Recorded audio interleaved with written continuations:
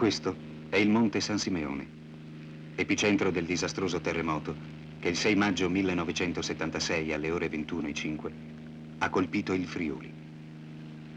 55 interminabili secondi che hanno sconvolto tutto il sistema di vita di una popolazione laboriosa con tradizioni di antica civiltà e gravemente compromesso il tessuto economico e sociale in cui affondava le sue radici, lasciando dietro a sé un desolato panorama di rovine. Da allora il sisma, sempre con questo epicentro o altri molto vicini, ha fatto registrare centinaia di scosse di varie entità. L'11 e il 15 settembre, infine, 3 altri terribili sommovimenti hanno definitivamente abbattuto ciò che ancora era in piedi e distrutto in pochi secondi tutto quello che in 4 mesi era stato faticosamente riattato.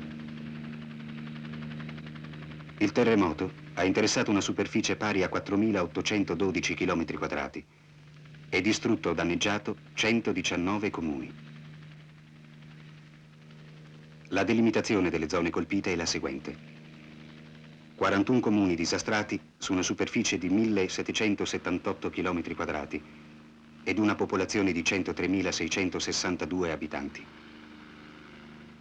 45 comuni gravemente danneggiati su una superficie di 1.698 km² ed una popolazione di 137.306 abitanti. 33 comuni danneggiati su una superficie di 1.336 km² ed una popolazione di 280.831 abitanti. 1.000 i morti. Questa documentazione è stata girata dal 4° al 25° giorno dopo il terremoto del 6 maggio e dal 2° e 3° giorno dopo le 2 scosse del 15 settembre. Le scene vanno quindi da quelle riprese pochi giorni dopo la tragedia a quelle in cui il febbrile recupero dei vivi e dei morti è già cessato. Sulle rovine è sceso il silenzio e di molti paesi si vedono già i vuoti paurosi lasciati dalle demolizioni e dallo sgombero delle macerie. Il montaggio non segue un ordine cronologico, ma un raggruppamento geografico per zone colpite.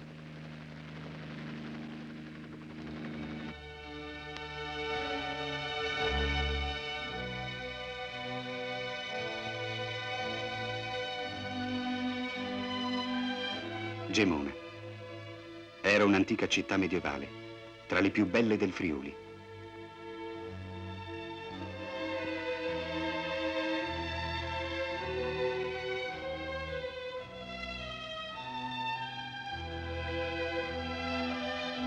Fin dal 6 maggio era uno dei paesi più gravemente colpiti. Ha avuto 350 morti, danni ingenti agli edifici, il prezioso centro storico quasi interamente distrutto. Un ambiente incomparabile, perduto per sempre.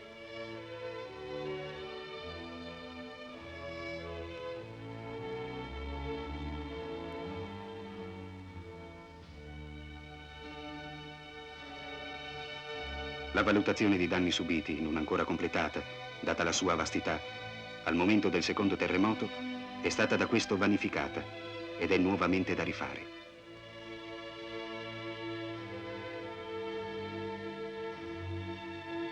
Ma è sufficiente la visione delle devastazioni causate dalle violenti scosse per avere un'idea della gravità estrema e della vastità del disastro.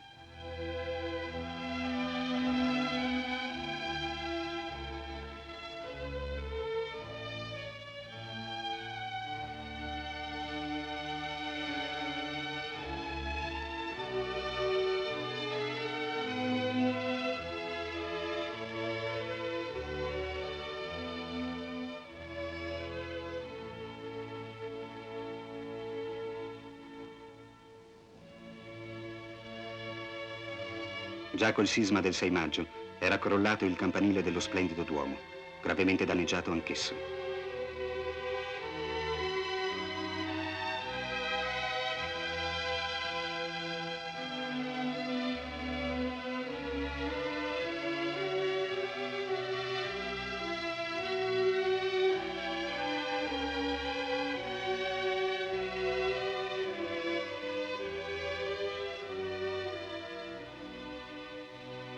Ed il recupero del tesoro e delle opere d'arte da parte di uno dei tanti gruppi di volontari che si erano prodigati in quelle prime giornate, affiancandosi ai vigili del fuoco, è emblematico di infinite, analoghe operazioni che avevano avuto luogo in tutte le località colpite, per cercare di salvare almeno parte del grande patrimonio artistico del Friuli, rovinosamente danneggiato già dalla prima scossa.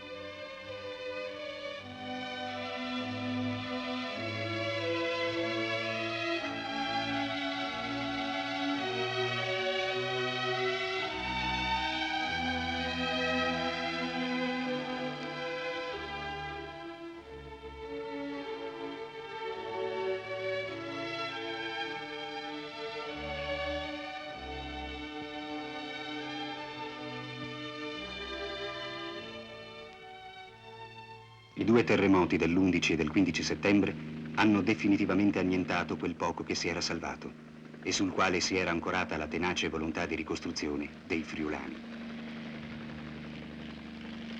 Queste riprese, fatte al 19 settembre, danno un'idea di quanto sia peggiorata la già drammatica situazione di Gemona.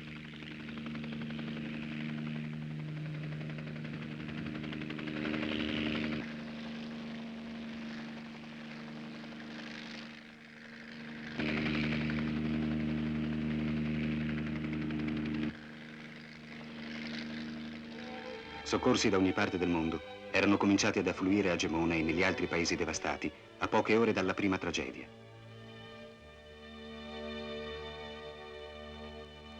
Assieme ai reparti dell'esercito italiano e dai vigili del fuoco, contingenti di soldati stranieri avevano lavorato senza interruzione, giorno e notte, per estrarre i superstiti dalle macerie, recuperare le vittime, aiutare le popolazioni a salvare il poco rimasto tra le rovine.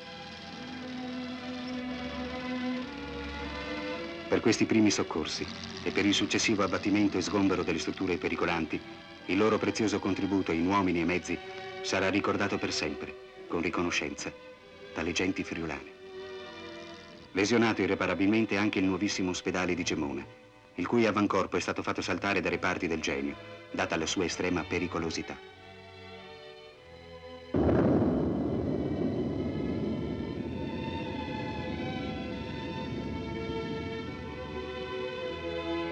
Ingenti i danni al patrimonio delle ferrovie dello Stato.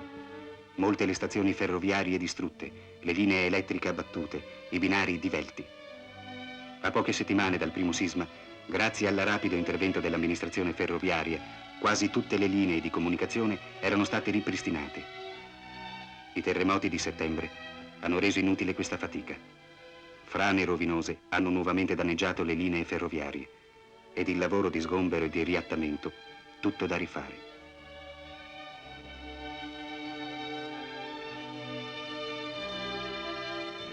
Dopo la prima scossa, ospedali da campo, personale medico ed infermieristico ed ogni tipo di generi di prima necessità sono affluiti in poche ore da ogni regione d'Italia.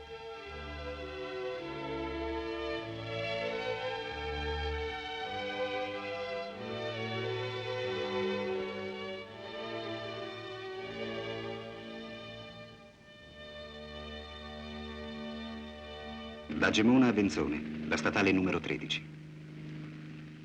Oltre 10 chilometri di strada fiancheggiati da macerie e tendopoli.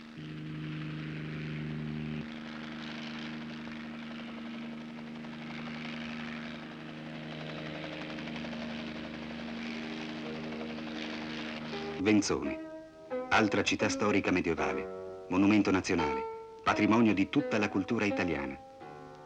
Il terremoto del 6 maggio aveva causato 47 morti e provocato crolli e danni paurosi.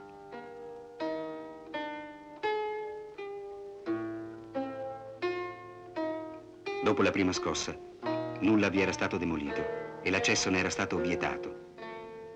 Si pensava a come ricostruirla.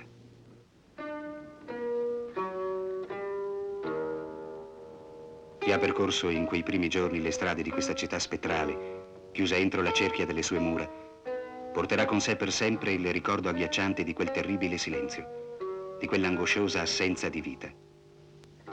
I morti erano già sepolti, i vivi erano nelle tendopoli, le case non esistevano più. Dopo i primi giorni disperati ed affannosi, tra le macerie dei paesi distrutti, non si vedeva più nessuno.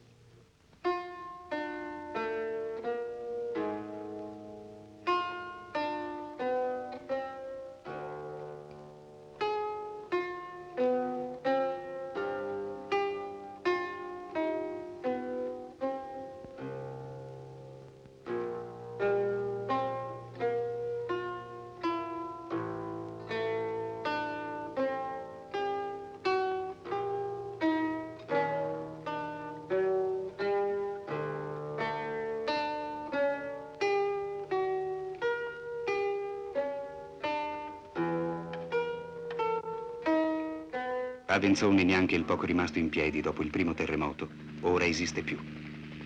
Le tremende scosse di settembre hanno cancellato ogni cosa. L'antica Venzone è scomparsa e con essa un lembo della storia del Friuli.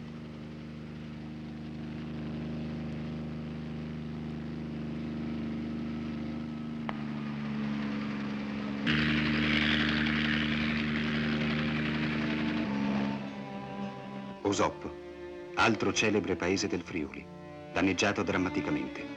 102 i morti.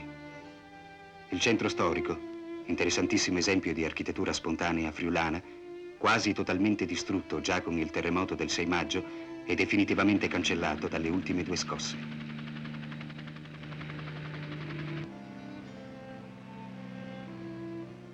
Anche qui l'impressionante numero di edifici sventrati e crollati attesta la vastità del dramma e le poche modeste cose salvate dalle case scomparse una dolente testimonianza della difficile esistenza di questa gente, provata da miserie e sacrifici secolari e che si era affacciata da molto poco tempo ad un relativo benessere, per il quale aveva pagato un alto scotto con l'emigrazione dei suoi figli migliori.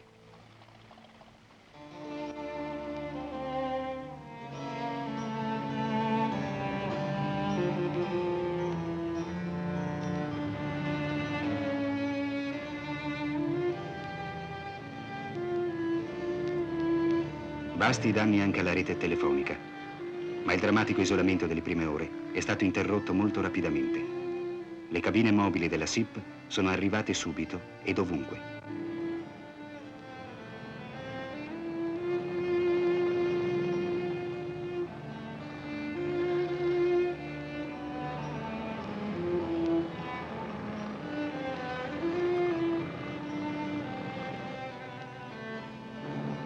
Sotto le macerie di municipi, preture e uffici, gli archivi sconvolti, i documenti sparsi al vento, un altro colpo inferto all'ordinato vivere civile, dalla gravità oggi ancora difficilmente valutabile.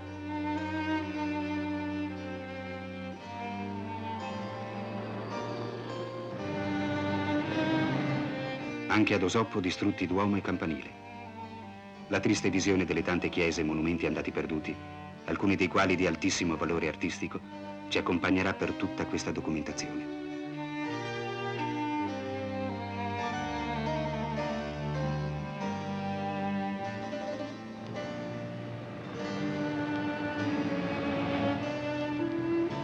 Gravi ferite ha riportato anche la zona industriale di Rivoli Osoppo, importante polo di sviluppo dell'economia friulana e che era riuscito, nel quadro di un generale potenziamento delle strutture produttive, ad arginare il doloroso fenomeno emigratorio della zona.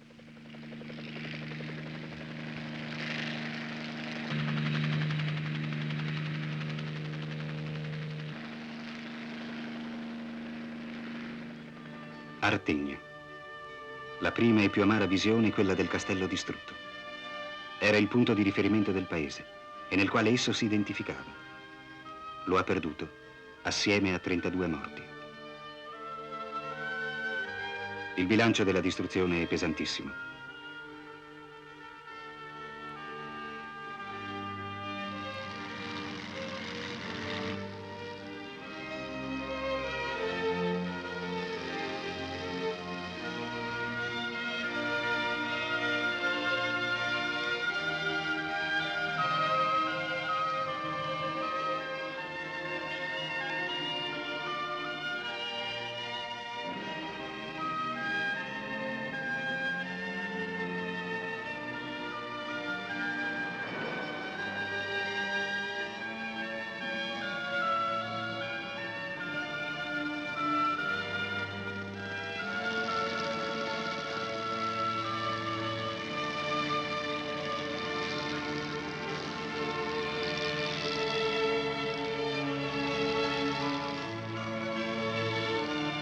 Di un gran numero di case sono rimasti intatti solo gli antichi portali.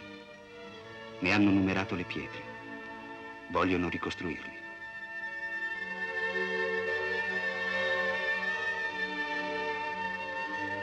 Anche ad Artigna la stazione ferroviaria è scomparsa.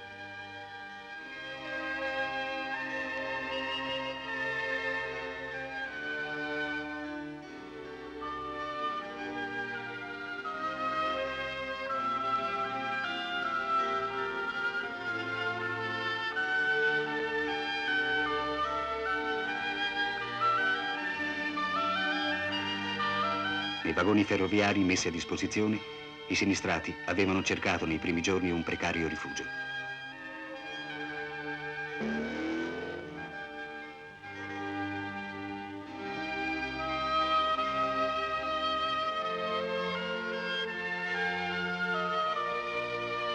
Vicino ad Artegna, Magnano in Riviera. Devastata anch'essa, mostra già i vuoti delle molte demolizioni. 38 i morti.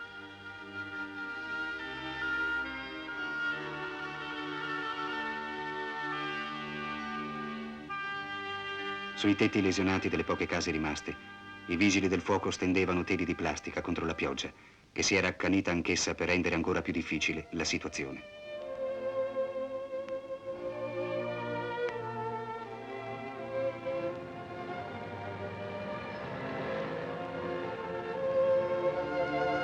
Come Artegna, anche Magnano ha perduto il suo bel castello, dimora di illustri artisti. Il castello di Prampero si è sbriciolato e della sua grazia rimane oggi soltanto un cumulo di pietre grigie. Montenars è rimasta isolata per giorni a causa delle frane che ostruivano la strada.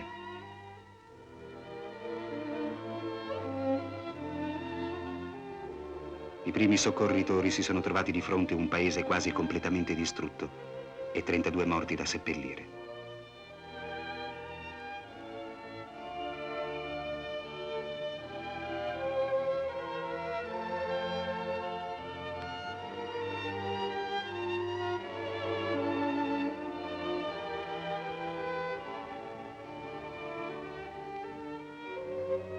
Al posto di una ridente località di mezza montagna c'è ora un cumulo silenzioso di rovine deserte. Tra breve, quando tutte le case devastate saranno abbattute e rimosse, non rimarrà più quasi nulla.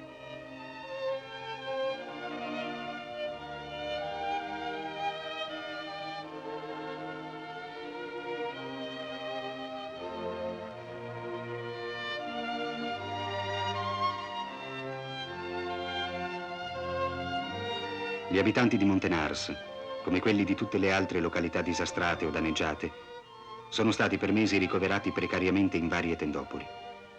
Delle centinaia allestite in tutta la zona terremotata, ne sono state riprese soltanto alcune, perché pur nella varietà delle collocazioni e delle soluzioni, sono tutte tristemente uguali nello squallore e nei disagi di una vita innaturale e durissima.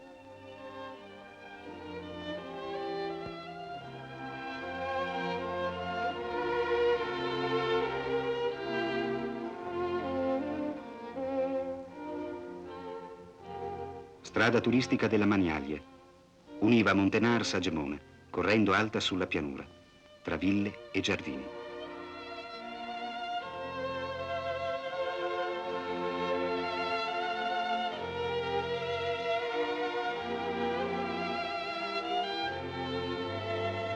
Oggi è un seguito ininterrotto di macerie.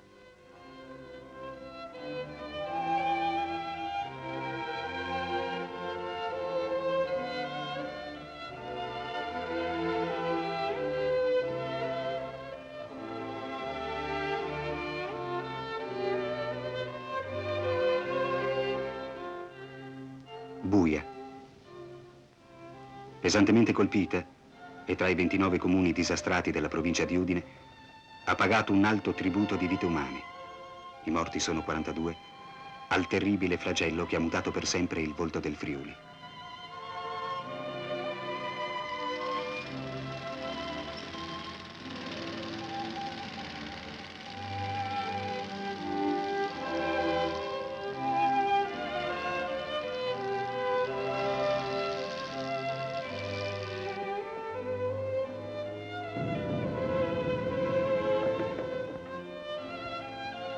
avvolta nella soffocante polvere di cemento sollevata per giorni dalle demolizioni, subito dopo la prima tremenda scossa appariva fittiziamente animata dal continuo passaggio delle ambulanze e dei camion che trasportavano i detriti. Questo traffico convulso aveva congestionato per giorni le strade del Friuli. Le lunghe colonne di soccorsi militari e privati hanno percorso le zone terremotate in ogni direzione, portando aiuti di ogni genere, e che oggi è perfino difficile da quantificare, tanto generoso ed ininterrotto è stato il fiume di solidarietà che si era riversato nella regione. Anche questo non sarà mai dimenticato.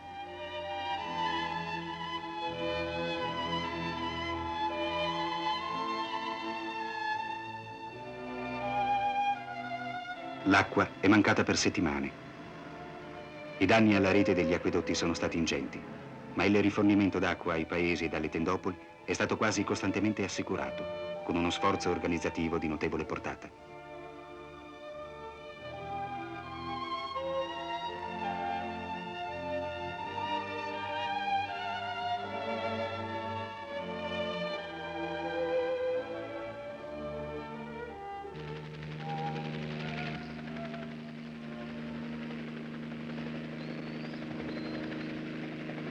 Miami. Dopo Gemona, il più alto numero di vittime, 130 morti. Era uno dei centri più moderni ed industrializzati di questa parte del Friuli e si era avviato ad un confortante benessere. Classificato comune disastrato, ha subito danni e devastazioni gravissimi, ulteriormente aumentate e da rivalutare dopo le nuove scosse.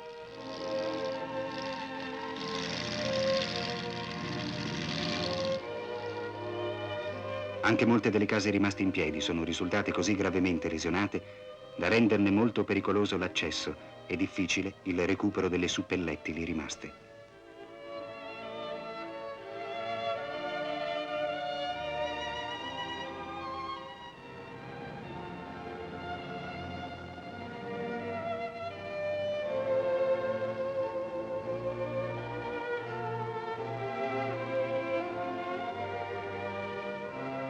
Sempre sotto controllo nelle tendopoli, fortunatamente, la situazione igienica, grazie alla capillare ed infaticabile presenza dell'esercito.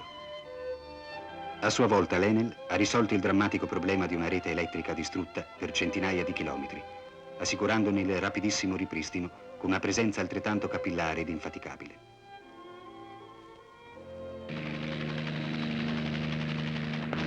Estremamente dolorosa per il Friuli, che lo aveva infinitamente caro, la distruzione del castello di Colloredo di Montalbano, altro luogo di prestigioso valore storico ed artistico, già dimora dello scrittore Ippolito Nievo.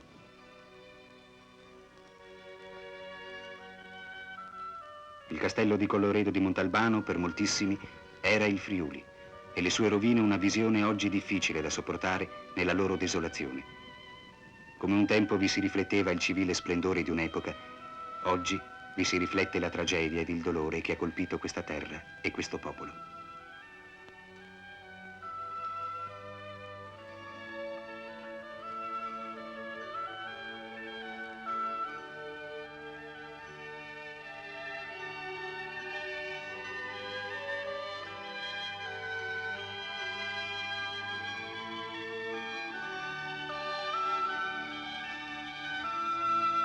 Nelle tendopoli, in cui si erano rifugiati dopo il primo sisma i sinistrati, enti pubblici, enti locali, esercito, volontari, si sono prodigati per cercare di alleviare il grave disagio di una popolazione atterrita e disperata. Oltre 70.000 persone nei primi giorni e ben 40.000 fino al 15 settembre, quando per l'estrema violenza delle ultime scosse è cominciato il triste esodo verso la costa, hanno vissuto questa pesante esperienza comune.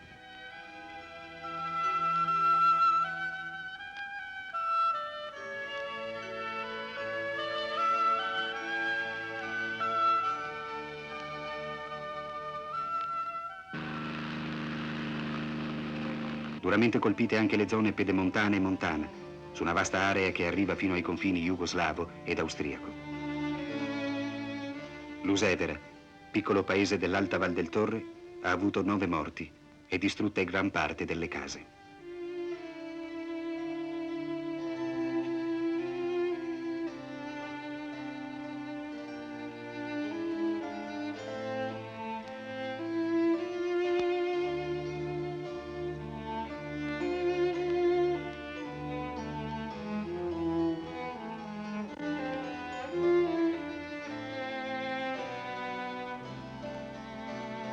Conseguenza del terremoto, anche le enormi frane che segnano i fianchi delle montagne ed alterano il paesaggio, dove i piccoli paesi sulle cime delle colline risultano essere, a distanza ravvicinata, cumuli di rovine.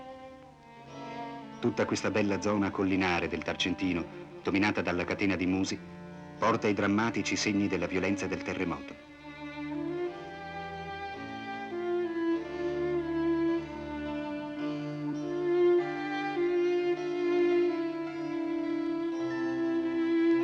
E le chiese sventrate, è entrato il paesaggio, sostituendosi agli affreschi.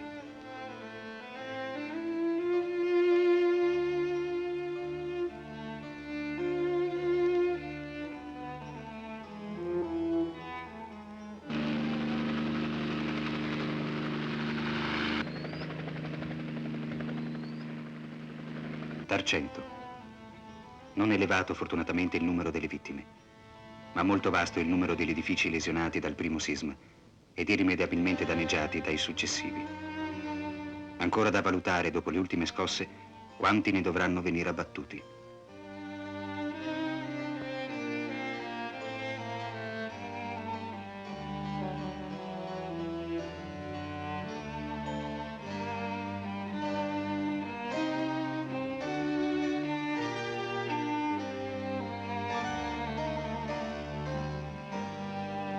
Nell'antico santuario della Madonna del Giglio, ridotto ad un ammasso di macerie, un gruppo di volontari, scavando con le mani, incurante del pericolo dei crolli, cerca di recuperare gli antichi e preziosi altari lignei.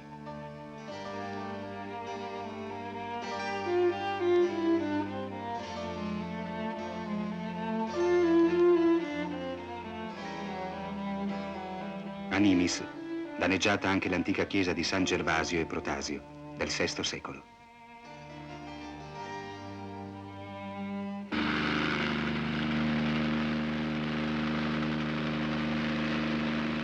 Quasi completamente distrutta anche Sedilis, bellissima frazione di Tarcento.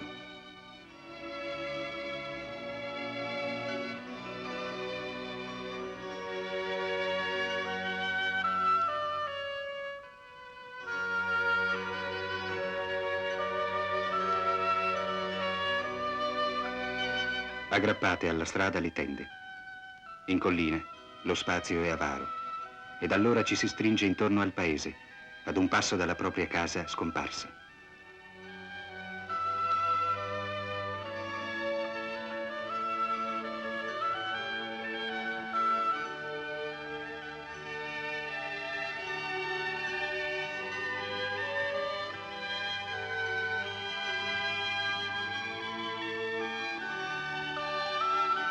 Moggio Udinese, 8 morti. La splendida abbazia danneggiata gravemente. Il chiostro seminato di macerie.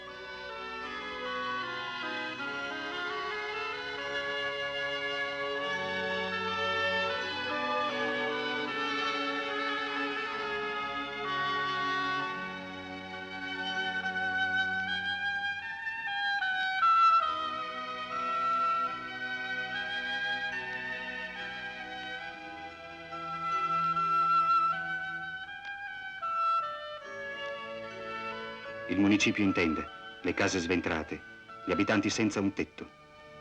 Muta il paesaggio, ma la situazione si ripete uguale per un numero impressionante di paesi.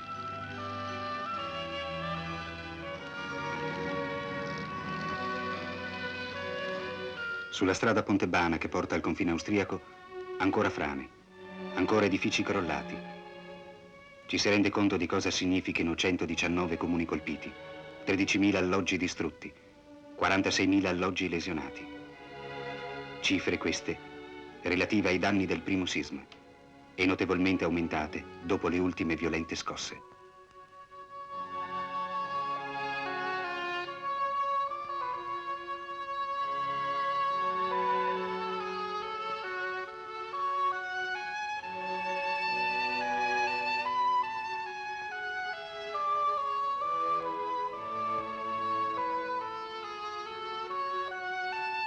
Sempre in questa zona, molto gravi i danni arrecati dal terremoto alla Val di Resia.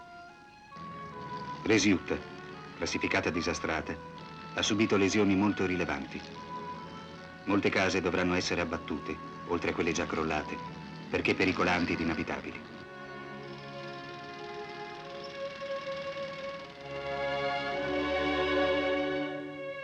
Resia era una località turistica che puntava ad una sempre maggiore valorizzazione della sua bella collocazione. Dovrà ricostruire gran parte delle sue strutture turistiche ed abitative, andate distrutte.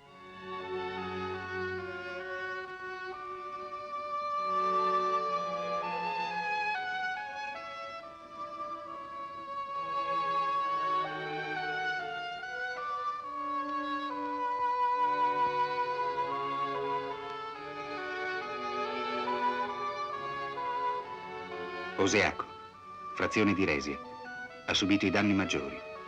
Il paese è quasi interamente crollato.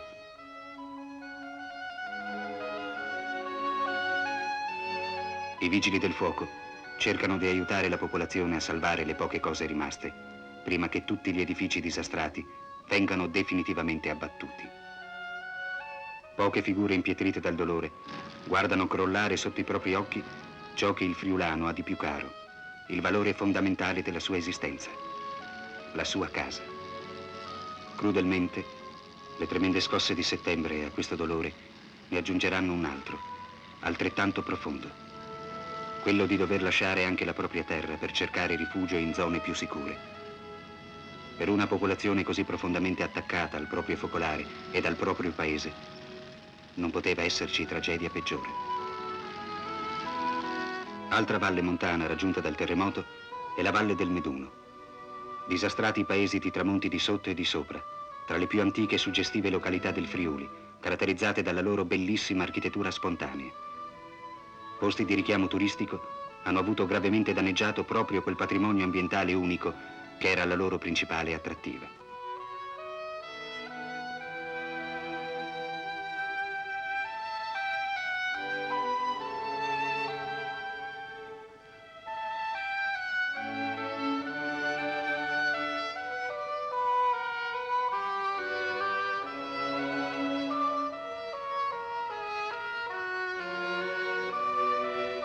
Qui le tendopoli erano sorte ai piedi di montagne ancora incappucciate di neve. I bambini avevano trovato all'inizio le tende un'avventura strana ed insolita, ma con il passare del tempo il disagio di questa vita innaturale si era fatto sentire sempre più acutamente, fino a diventare insostenibile. L'inverno, da queste parti, arriva molto presto.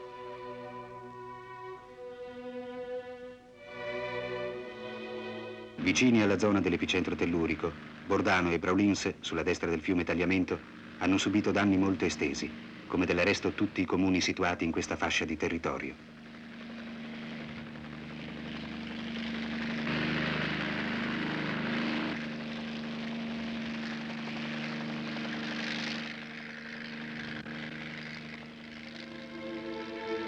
A Trasaghi i morti sono stati 21 ed il paese pressoché totalmente distrutto già dalla prima scossa è ridotto ad un impressionante cumulo di rovine dalle quali non era stato possibile recuperare quasi nulla.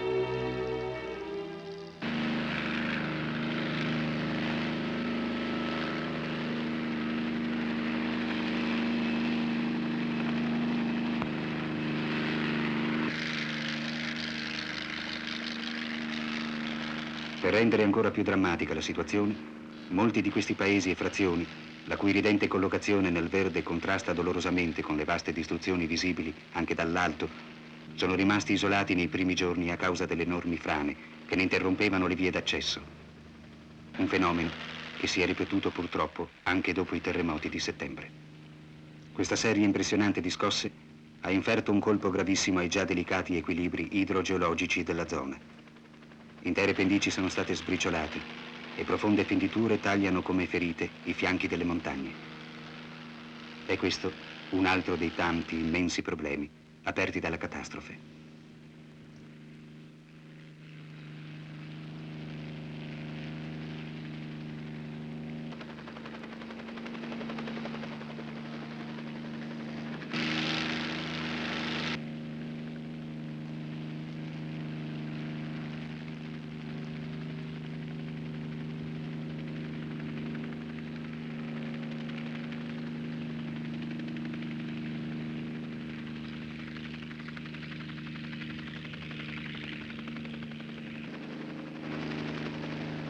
Le rovine sono ovunque si guardi, ossessive nella loro iterazione.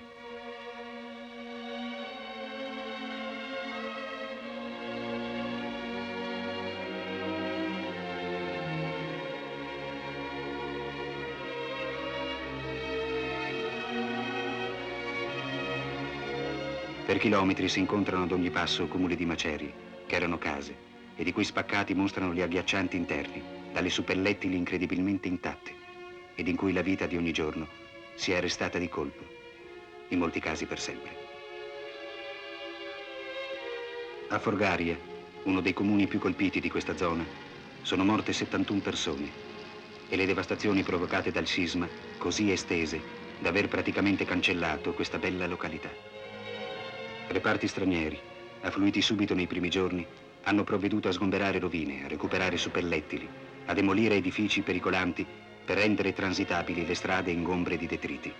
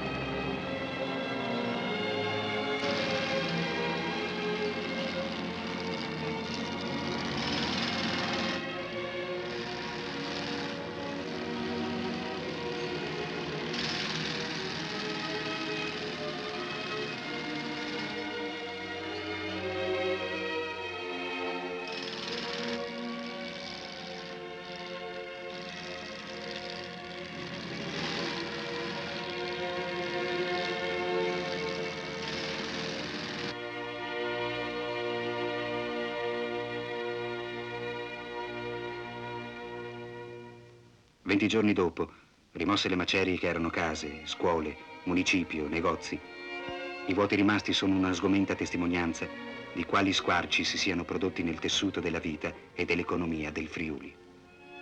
I problemi della ricostruzione appaiono tanto enormi da dare un senso di sbigottimento. Sarà necessario uno sforzo immenso e l'aiuto di tutti per rimettere in piedi questa regione.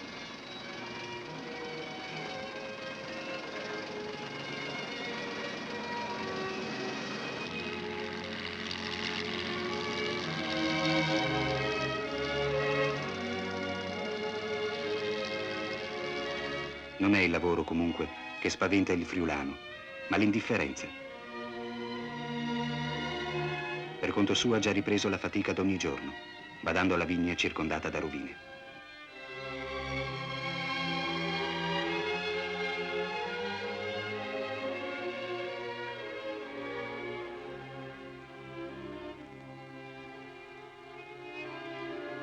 Clauzetto. La chiamavano il balcone del Friuli. Bellissimo luogo di villeggiatura e adesso un comune disastrato che ha subito gravi danni alle case e perduto il municipio. Ora ne ha uno in tenda e da qui si prepara a ricominciare. Comuni e comunità montane sono stati punti di riferimento costante per le popolazioni sinistrate nella ricerca di soluzioni per gli infiniti problemi umani e sociali provocati dalla tragedia. A pochi chilometri Vito d'Asio, come Clauzetto, era una ridente località di collina che si è trasformata in un ammasso di rovine. Poche le cose da salvare nella catastrofe che ha causato 14 morti. In questa desolazione Anche i vasi di fiori sono un patetico ricordo da salvare. Un brandello della casa perduta da portare con sé, nell'esilio della Tendopoli.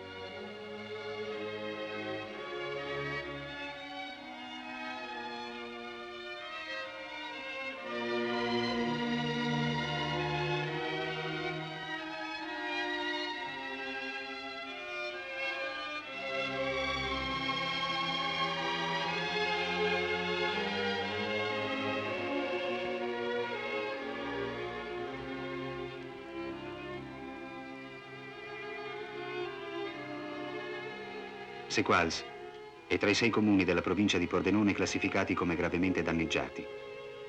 In questa provincia i comuni disastrati sono 12, quelli danneggiati 4, per un totale di 22 comuni.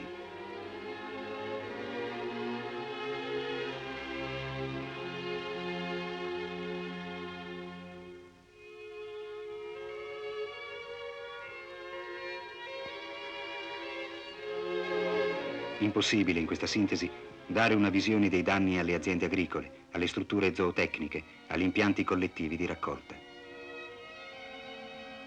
450 miliardi di danni, oltre 18.000 le aziende, le case rurali, le stalle gravemente colpite, possono essere difficilmente rappresentati in qualche minuto di proiezione. Come del resto non è stato possibile mostrare tutti i 119 comuni sinistrati o le 310 imprese industriali danneggiate ed in gran parte già riattate con incredibile rapidità e che lamentano danni per 200 miliardi.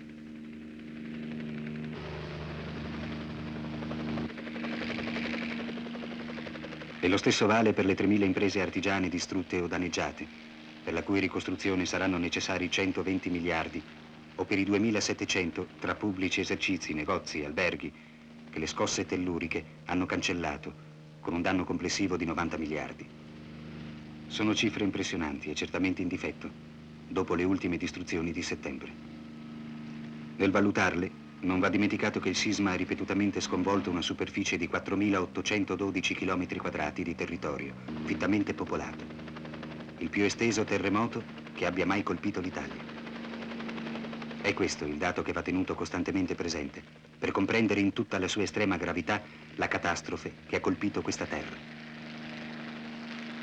Altrettanto difficile da fare e da rappresentare in tutta la sua estensione, il bilancio doloroso e drammatico dei danni, spesso irreparabili e certamente non quantificabili in termini materiali, subiti dal grande patrimonio storico ed artistico del Friuli.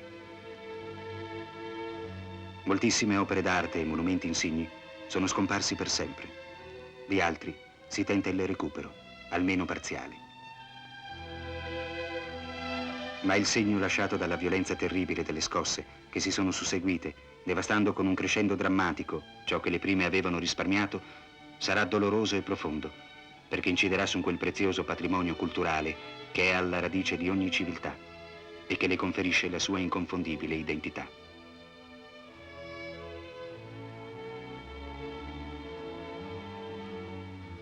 Antichi centri storici come Spilimbergo, Pordenone, Cividale, San Daniele mostrano sui loro famosi monumenti le tracce di questa violenza che ha squassato ed annientato secoli di lavoro e di creatività.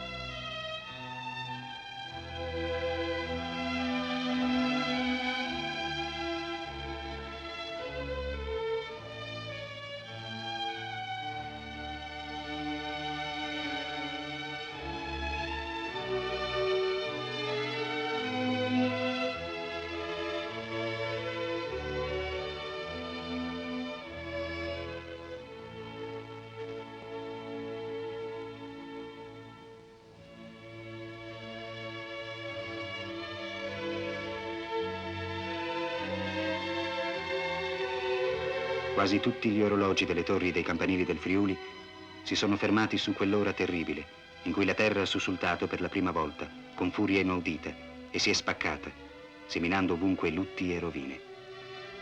Ma ci sono state purtroppo altre ore terribili, perché questa furia non si è placata, ma ha continuato ad infierire contro ogni previsione ed ogni speranza.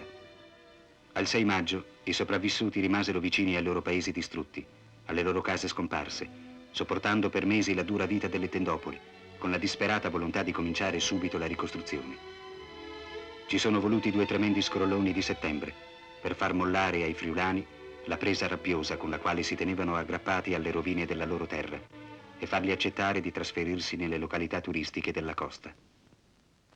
Annullata in pochi secondi la fatica di mesi per la riparazione delle molte case ancora abitabili, stremati dalle sofferenze di una vita impietosa nelle tende, con l'inverno vicino e soprattutto l'antica, tremenda paura del terremoto di nuovo riapparsa, hanno ceduto e preso la via di un esilio che, se anche temporaneo, non per questo è per loro meno doloroso.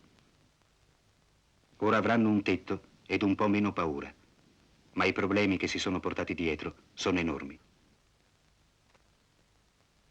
Ci sono i campi del bestiame nelle terre abbandonate ai quali occorre provvedere, il lavoro nelle fabbriche che deve proseguire, le famiglie e le comunità smembrate da ricostituire. Per tutti questi drammatici interrogativi di migliaia di famiglie, la collettività deve saper trovare soluzioni adeguate. Questa documentazione si chiude con un impegno di tutti, il ritorno dei friulani alla loro terra martoriata, che quanto prima, tutti assieme, vogliamo ricostruire.